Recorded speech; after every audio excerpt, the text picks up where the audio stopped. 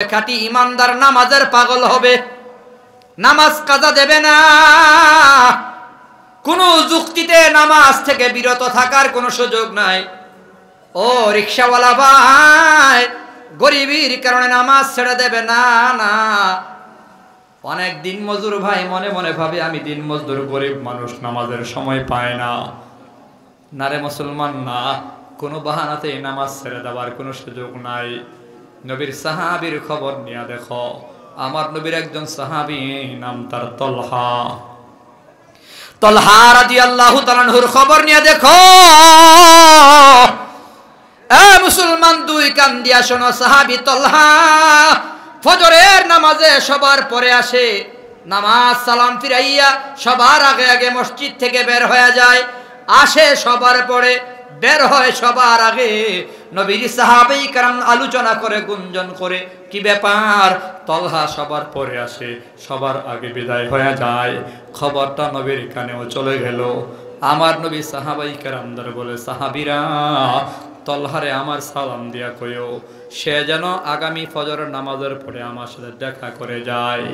ফজরের নামাজের মধ্যে তলহা সবার পরে আসছে, সবার পরে আসছে মসজিদের ভেতরে।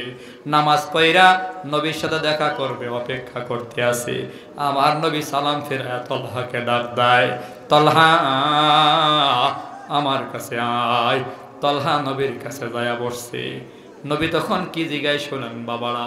নবী জিগায়, তলহারে, আমার কোনো ব্যবহারে তোমার মনে কষ্ট আছে নাকি?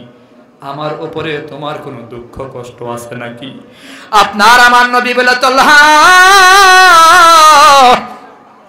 আমার কোনো আচরণে তুমি কি ব্যথা পাইছো? তলহা বলি, ইয়া রাসূলুল্লাহ, আমার জীবন আপনার নামে কুরবান। ও নবী গো, আপনি আমারে কোনো কষ্ট দেন নাই, আপনার কথায়ও কোনো কষ্ট পাই নাই গো নবী। নবী তখন জিগায়, তলহা, তাহলে তুমি সবার পরে নামাজে আসো, আবার সবার আগে আগে নামাজ থেকে চলে যাও, আমার সাথে দেখা করো না, বসো না, ব্যাপারটা কি বলো? তলহা তখন চোখের পানি ছেড়ে কান্দার বলে, হাবিব, ওগো আল্লাহর হাবিব, আমি বড় গরিব, আমি আর আমার বিবি ঘরের ভেতরে দুইজন মানুষ, কিন্তু নামাজ পড়ার জন্যে, সতর ঢাকার জন্যে একটা মাত্র কাপড়, এক কাপড়ে জামাই বউ দুইজন নামাজ পড়ি গো নবী। ওগো আল্লাহর হাবিব, আমার ঘরে একটা গর্ত আছে, মাটির গর্ত। আমি যখন আসি আমার বিবিরে উলঙ্গ কইরা ওই মাটির গর্তের ভেতর রাইখা মসজিদে আসি।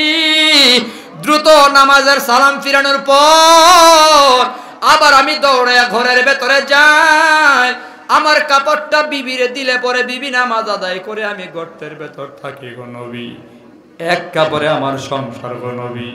ওগো আল্লাহর হাবিব, ফজরের নামাজের পর যদি আমি দেরি করি তাহলে সূর্য উঠা যাবে, আমার বিবির যা নামাজটা কাজা হয়ে যাবে, যার দরুন আমি আপনার দরবারে বসতে পারি না গো নবী।